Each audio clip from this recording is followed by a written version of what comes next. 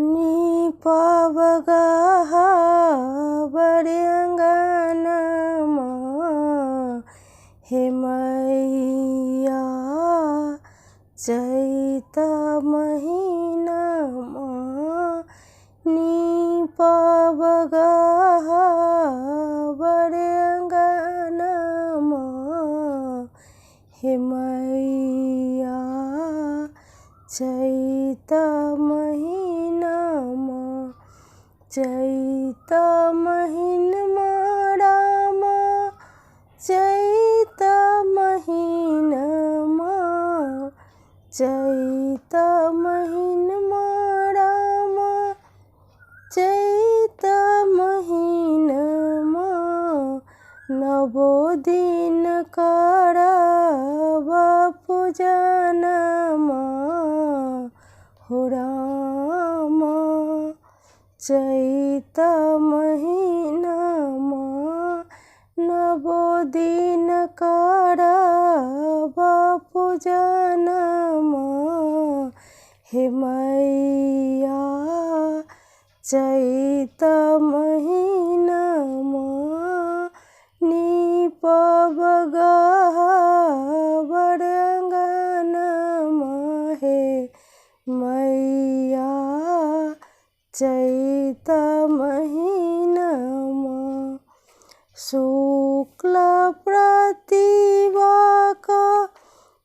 हम कलश बैसाएब शुक्ल प्रतिभा हम कलश बैसाएब ध्वजा गाड़ी हम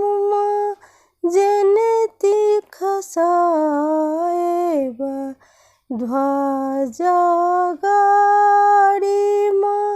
जयंती खसाएब पूजब विधिया विधानमा हे मैया पूजब विधि विधानमा हे मैया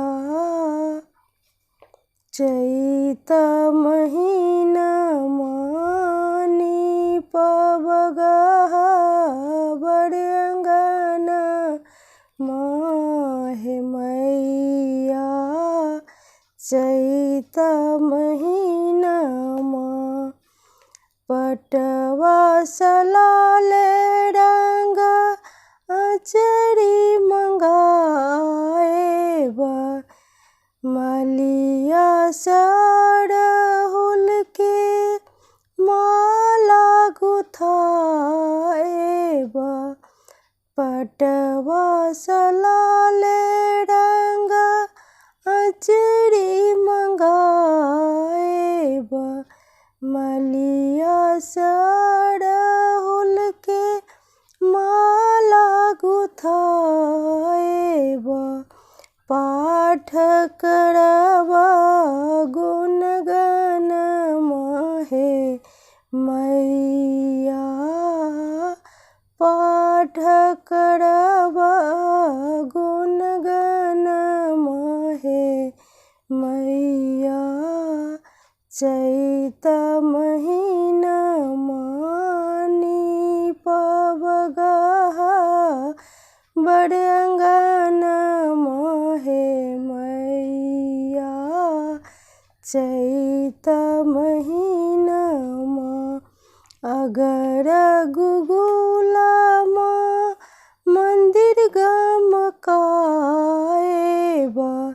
अगर गुगुलमा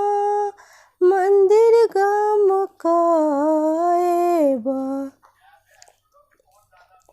नौमी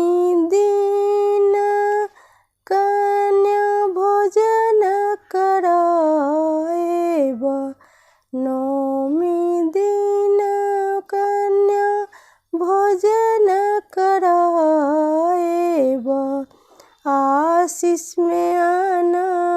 धन सोना मोहे मैया आशीष में आना